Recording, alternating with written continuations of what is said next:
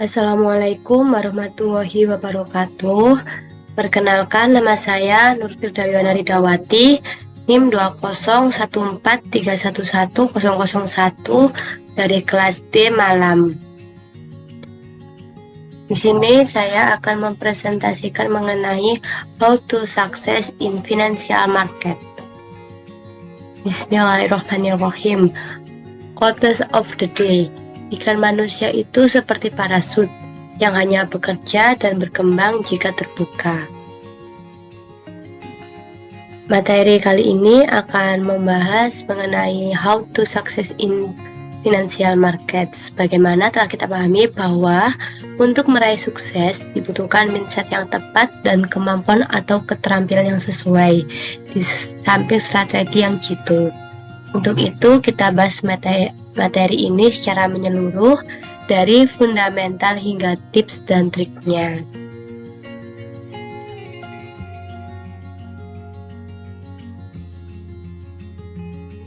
Masuk ke materinya, yaitu pertama ada mindset sukses.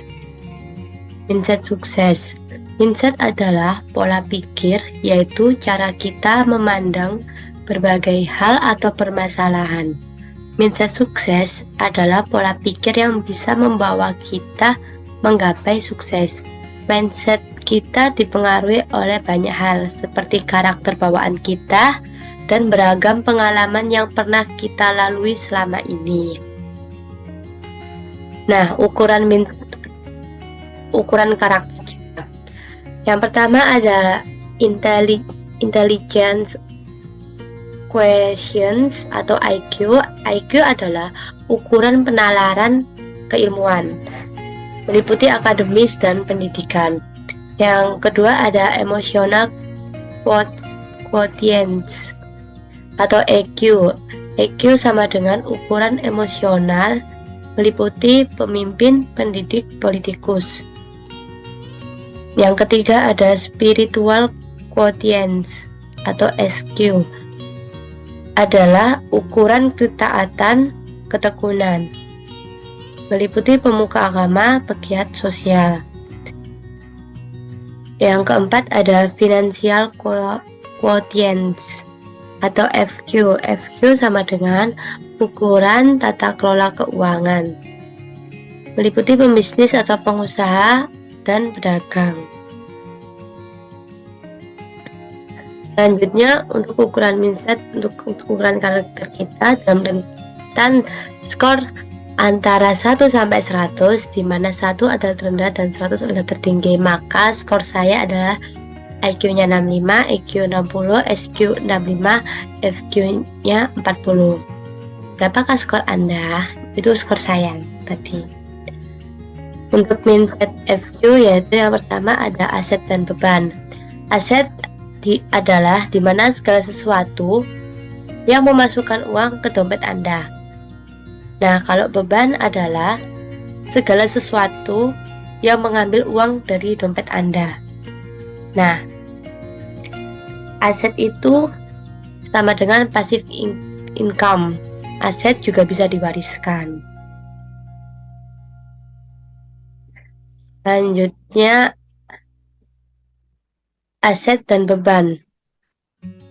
Nah, di sini pemasukan akan jadi aset jika dibelikan saham, real estate, bisnis, ternak, lahan produktif. Dan beban sendiri untuk pengeluarannya jika dijadikan beban itu seperti membeli rumah, mobil. Aset adalah sesuatu hal yang bisa menjadi pemasukan dan investasi untuk masa depan. Sedangkan beban adalah suatu hal yang masuk pada pengeluaran dan menjadi beban untuk masa depan. Nah, yang kedua ada cash flow. Di sini income expense untuk kelas miskin. Jadi dari income ke expense itu untuk kelas miskin. yaitu saat adanya income atau pemasukan langsung dipakai untuk expense pengeluaran. Akhirnya income seketika habis untuk kebutuhan expense. Nah, untuk kelas menengah yaitu di mana setelah mendapatkan income dia langsung mengambil jalan liabilities yaitu pengeluaran. Nah, setelah pengeluaran dia baru dijadikan expense. Liabilities itu seperti kredit utang yang harus dibayar. Nah, akhirnya menjadikan expense pengeluaran aja, tidak ada pengelolaan lebih lanjut. Nah, di sini untuk kelas menengah saat adanya income, pemasukan langsung dipakai untuk liabilitas, yaitu kewajiban utang yang harus dibayar pada periode tertentu. Nah, di sini cash flow yaitu kelas kaya yang dimana pendapatan atau income diperoleh dari aset-aset yang dimilikinya. Pengeluaran atau expense ditekan sebisa mungkin dan menerapkan pola hidup sederhana. Sisa pendapatan setelah dikurangi pengeluaran selalu dimanfaatkan untuk membangun aset lagi. Beban atau liability selalu ditekan seminimal mungkin. Maka nilai asetnya akan selalu meningkat, yang berarti juga pendapatannya selalu meningkat pula. Nah, cash flow quadrant. Di sini ada pengertian ESBI, yang E employer yaitu karyawan kerjasama orang lain, yang S self-employed pekerja profesional, independen atau kerja sendiri, yang B itu business owner yaitu wira swasta atau pemilik usaha, yang keempat itu I investor penanam modal pada jenis-jenis investasi. Selanjutnya masuk pada materi rantai usaha. Nah, di sini rantai usaha di mana ada bahan baku, supplier, manufaktur, distributor, retailer, dan konsumen. Dari awal sampai akhir terbagi menjadi dari skill jadi uang, yang kedua dari uang jadi uang. Jadi, jika mau berbisnis atau membuka usaha, kenali dulu posisi bisnis Anda pada rantai usaha. Dan jadilah a good player, yang dimana harus memperhatikan IQ, FQ, EQ, dan SQ Anda. Selanjutnya masuk pada market. Apakah market itu? Market atau pasar secara tradisional merupakan tempat bertemunya para penjual dan pembeli. Aktivitas jual dan beli di pasar disebut perdagangan atau trading. Berikut tipe-tipe pasar, yaitu ada pasar campuran, ada juga pasar spesifik. Lalu bagaimana dengan definisi market masa kini yang telah berbasis teknologi? So, jika mau sukses berdagang atau trading, sama, kenali karakter marketnya dulu, asah skill yang sesuai di market tersebut, dan jadilah a good player dengan menerapkan IQ plus FQ plus EQ plus SQ. Selanjutnya, finance market. Di sini, apakah financial market itu? Pasar keuangan atau financial market adalah sebuah pasar di mana berbagai jenis instrumen keuangan diperdagangkan, termasuk yang pertama ada saham, yang kedua ada komoditas, yang ketiga ada mata uang antar negara, yang keempat ada mata uang kripto, dan lain sebagainya. Jenis-jenis financial market di sini satu. Pasar modal atau capital market. Pasar modal merupakan jenis pasar yang memperjualbelikan modal jangka panjang yang biasanya berbentuk saham dan turunannya. Yang kedua ada pasar valuta asing atau foreign exchange. Bisa disebut juga dengan forex. Nah, pasar valuta asing ini adalah pasar yang melakukan kegiatan transaksi valuta asing atau mata uang asing, baik berupa transaksi, spot transaction, forward transaction maupun swap transaction. Selanjutnya ada pasar komoditas, di mana pasar komoditas merupakan pasar yang kegiatannya adalah memperjualbelikan barang-barang komoditas tertentu seperti gold, emas, metal, oil, barang-barang pertanian, dan lain-lain, baik secara spot transaction maupun futures transaction. Jadi, financial market ini sama saja seperti pasar tradisional biasa. Hanya saja dagangannya itu lebih spesifik dan biasanya telah didukung dengan penerapan teknologi dalam melakukan transaksinya. Contohnya di pasar saham, itu pasar bisa seperti pasar sayur dan buah. Untuk pasar forex itu bisa seperti pasar burung. Dan pasar komoditi bisa seperti pasar sapi. Dan untuk pasar kripto itu bisa seperti pasar sepeda dan mobil. So, mau sukses berdagang atau trading financial market, kenali marketnya dulu, jadi a good player, dan terapkan IQ plus FQ, EQ plus SQ. Selanjutnya, mindset investasi or trading.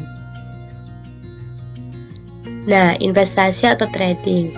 Investasi bertujuan membangun portofolio aset. Yang kedua, mendapatkan income dari penghasilan aset tersebut. Ketiga, tergolong dalam passive income. Keempat, pelakunya disebut sebagai investor. Yang B, trading atau berdagang, yaitu bertujuan memperoleh keuntungan secara langsung atau profit. Selanjutnya, mendapatkan income dari profit trading. Selanjutnya, tergolong dalam active income. Lalu pelakunya yang disebut dengan trader. Buy low, sell high. Mindset trading atau investasi itu sederhana, yaitu beli saat harga murah atau turun, lalu jual pada saat harga mahal atau naik. Strategi investasi dengan cara saving atau menabung atau DCA. Jadi dari penghasilan kita tabung jadi investasi. Nah, strategi menabung rutin atau dollar cost averaging ini atau bisa disebut DCA adalah sebuah metode sederhana di mana kita menginvestasikan jumlah uang yang sama setiap bulan ataupun setiap minggu. Strateginya adalah disiplin untuk membeli saham dengan jumlah nominal pembelian yang tetap sama, tanpa peduli harga naik atau turun. Nah, strategi investasi dengan cara trading. Yang pertama, dari modal kita trading dan dijadikan investasi. Dari modal awal digunakan untuk berdagang atau trading. Setelah memperoleh keuntungan yang cukup besar, maka keuntungan tersebut dipilah sebagian untuk diinvestasikan dan sebagian lagi langsung bisa dinikmati. Selanjutnya ada analisa dan prediksi harga.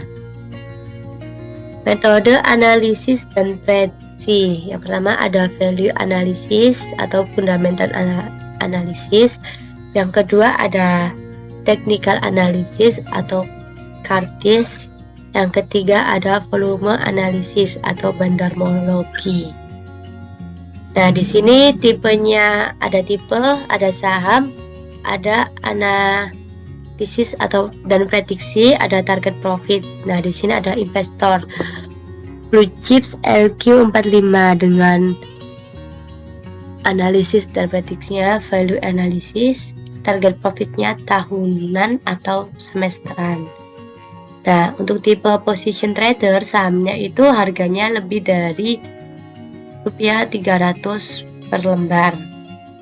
Analisis dan prediksinya berupa technical analysis, target profitnya harian atau mingguan. Nah, untuk tipe scalper, untuk sahamnya yaitu harga kurang dari rupiah 300 per lembar. Untuk analisis dan prediksinya yaitu volume analisis, target profitnya yaitu jam atau menit. Nah, selanjutnya ada value analysis atau fundamental analysis. Nah, mindset value analysis ini mencari barang bagus tapi harganya sedang diskon murah. Nah, perangkat value analysis atau fundamental analysis yaitu yang pertama ada laporan keuangan perusahaan. Yang kedua ada berita ekonomi. Yang ketiga ada sentimen pasar atau isu.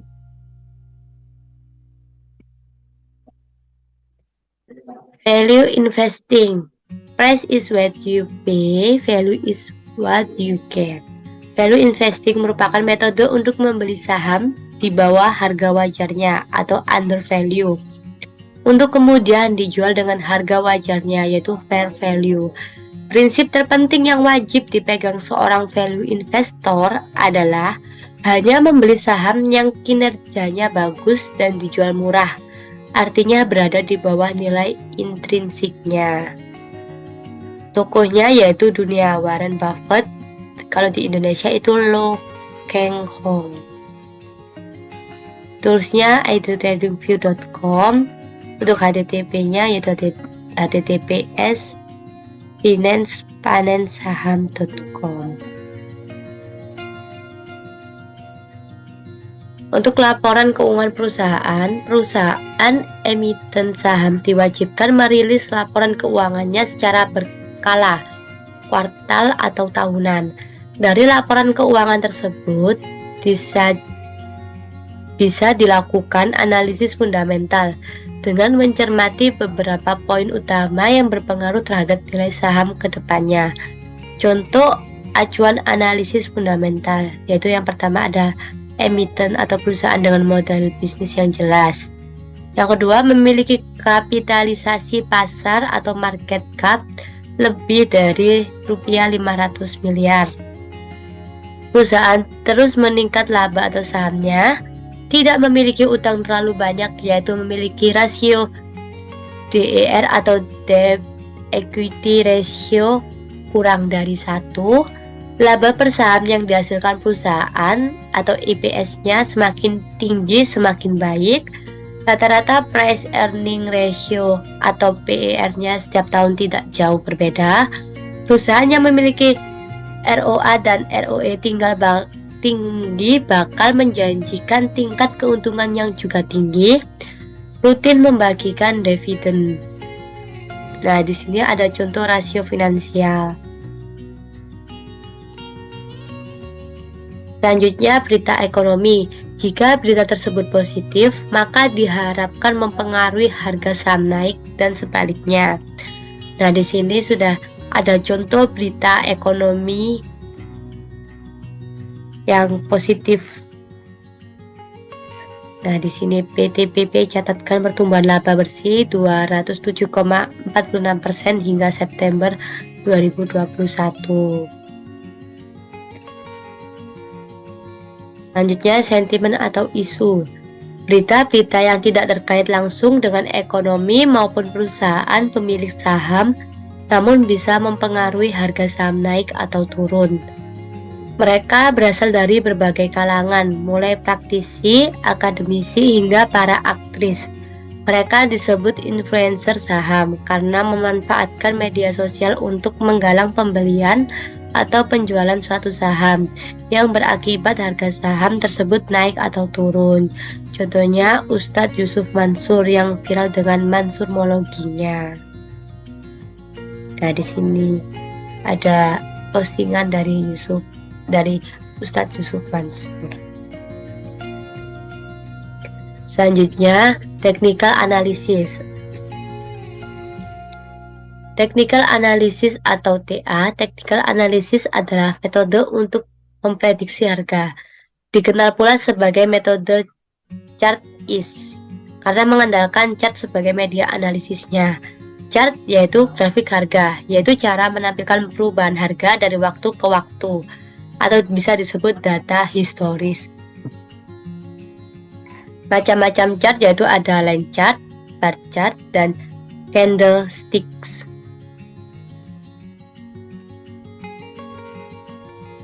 Nah, di sini untuk line chart itu yaitu grafik garis yang menampilkan histori perubahan harga dari waktu ke waktu, atau bisa disebut hanya close price. Nah, di sini ada contohnya untuk line chart. Selanjutnya ada bar chart, yang dimana bar chart itu berbentuk seperti batang lidi yang berjajar. Setiap batang lidi tersebut mempresentasikan OHLC harga, yaitu O open, H high, L-nya low, dan C-nya itu close. Nah, di sini ada candlestick chart. Candlestick chart itu berbentuk seperti batang-batang lilin yang berjajar. Setiap batang lilin tersebut mempresentasikan OHLC harga. Technical analysis. Insight technical analysis. Yang pertama, history repeat itself. Semua hal pasti berulang kembali. Harga yang pernah tinggi pasti akan kembali tinggi, dan sebaliknya, harga yang pernah rendah pasti juga akan rendah kembali. Yang kedua adalah trend is our friend. Selalu trading dengan mengikuti tren, bukan melawannya. Perangkat technical analysis. Yang pertama adalah price action, yaitu posisi harga. Yang kedua ada patterns, yaitu pola-pola pergerakan harga. Yang ketiga ada indicators, yaitu rumus matematika yang ditampilkan secara grafik. Selanjutnya ada price action. Histori harga suatu saham bisa digambarkan secara grafikal, sehingga bisa dimanfaatkan untuk melakukan analisis dan prediksi harga saham ke depannya. Analisis dan prediksi menggunakan hanya data histori harga ini disebut dengan price action. Nah, di sini contohnya menggunakan candlestick chart. Selanjutnya patterns. Patterns adalah pola pergerakan harga yang bisa dijadikan acuan untuk memprediksi harga selanjutnya. Ada dua patterns, yaitu candlestick patterns dan chart patterns. Nah, di sini ada contoh candlestick patterns.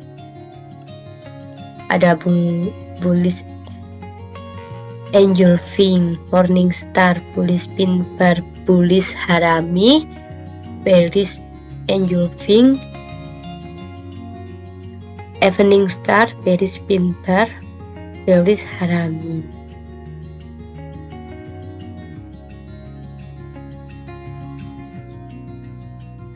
Patterns, contohnya untuk candlestick patterns pin bar. Contoh pin bar dan efeknya seperti ini. Selanjutnya ada macam-macam chart patterns. Nah, di sini reversal chart pattern cheat sheet, di mana ada bearish double top, bearish head and shoulders, bearish rising wedge, bearish expanding triangle, bearish triple top, bullish double button, bullish inverted head and shoulder, bullish falling wedge, bullish expanding triangle, bullish triple button. Nah, di sini contoh chart patterns double top. Indicators. Indicators adalah sebuah alat atau tools yang memberikan data dari hasil perhitungan rumus tertentu untuk mengukur dan menilai kondisi pasar, sehingga trader bisa memprediksi arah market selanjutnya. Sederhananya, indikator membantu para trader untuk memberikan sinyal beli atau jual. Dalam dunia technical analysis, ada beragam indikator yang dikenal dan digunakan para trader dalam berdagang sehari-hari. Di antaranya ada moving average atau MA, relative strength index atau RSI, moving average convergence divergence atau MACD, Bollinger Bands, ada stochastic. Nah, indikator untuk moving average atau MA, yaitu rata-rata harga saham dalam suatu rentan periode tertentu yang ditampilkan sebagai suatu garis kurva pada chart. indikator MA ada beberapa tipe seperti SMA, EMA, WMA, dan lain-lain. Untuk indikator stokastik, sejak dikembangkan oleh Geertlein pada tahun 1950, stokastik masih menjadi salah satu indikator trading yang populer hingga hari ini. Stokastik adalah indikator yang berguna untuk menilai momentum atau kekuatan tren. Indikator ini memprediksi harga dengan cara membandingkan rentan harga tertinggi dan terendah dengan harga penutupnya selama periode waktu tertentu. Untuk indikator Bollinger Bands adalah salah satu indikator teknikal yang digunakan untuk mengukur volatilitas dan menentukan arah tren pergerakan harga. Apabila volatilitas sedang tinggi, maka jarak kedua band atau upper dan lowernya makin melebar. Sebaliknya, volatilitas pasar yang rendah akan terlihat pada jarak kedua band yang semakin menyempit. Volume analisis atau bandarmologi.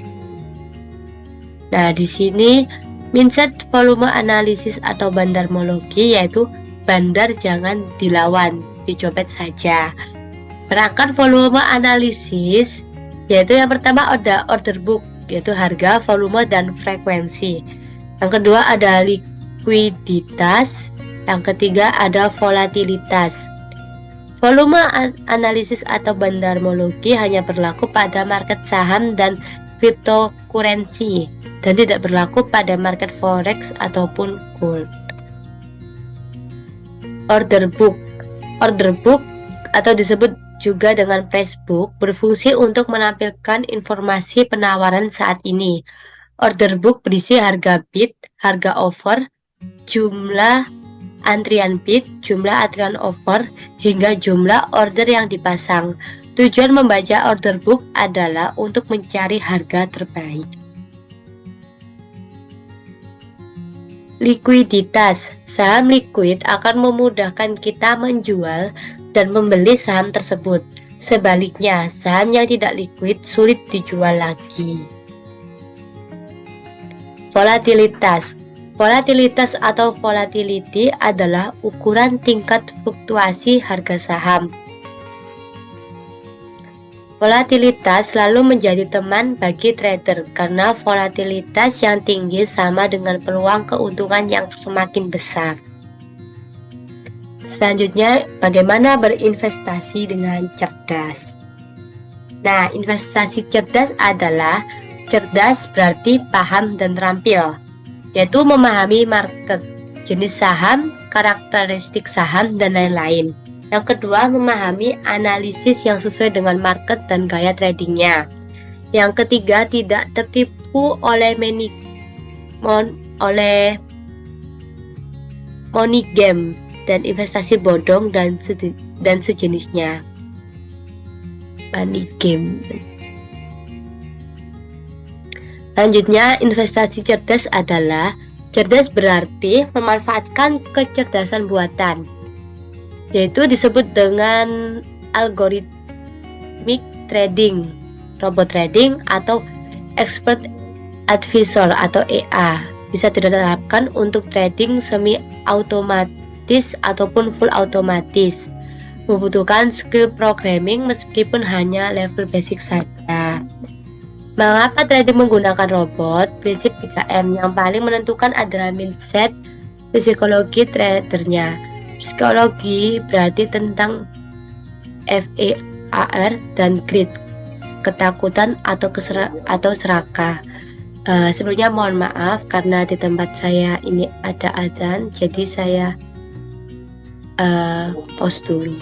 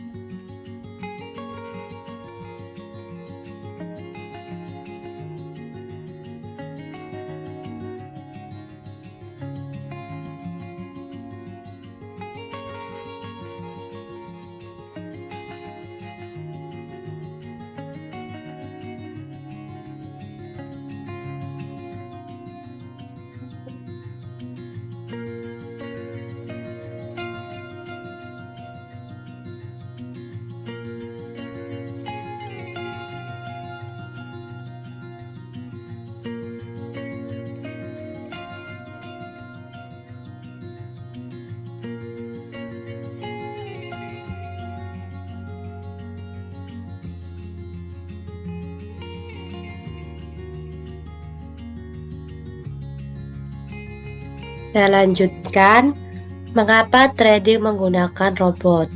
Di sini prinsipnya 3M. Yang paling menentukan adalah mindset, yaitu psikologi tradernya. Psikologi berarti tentang FIAR atau greed, yaitu ketakutan atau serakah. Metode yang sama persis, yang sama persis dijalankan oleh orang yang berbeda, yaitu hasilnya berbeda. Dari 3M, robot yang bagus adalah mencakup metode atau money management tanpa terpengaruh emosi atau faktor psikologi atau mindset. Apa yang diprogram untuk membuat robot? Kapan saat entry dan exit timing market? Sederhananya adalah kapan saat beli dan kapan saat jual. Berdasarkan harga beli, harga jual, take profit atau TP, dan stop loss atau SL. Patterns yaitu pola-pola pergerakan harga yang bisa dikenali. Untuk indikatornya yaitu sinyal-sinyal yang bisa dimanfaatkan dari indikator.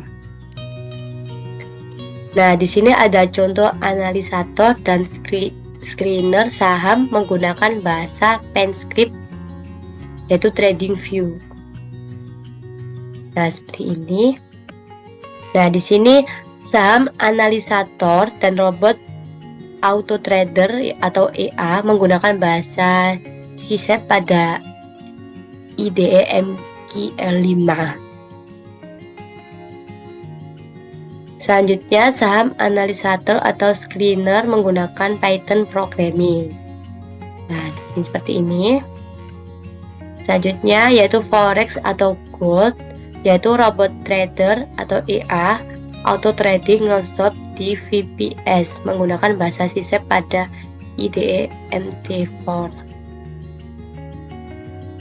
Nah, di sini ada crypto robot trader yaitu auto trading nonstop di VPS menggunakan bahasa Python dan library OpenTA.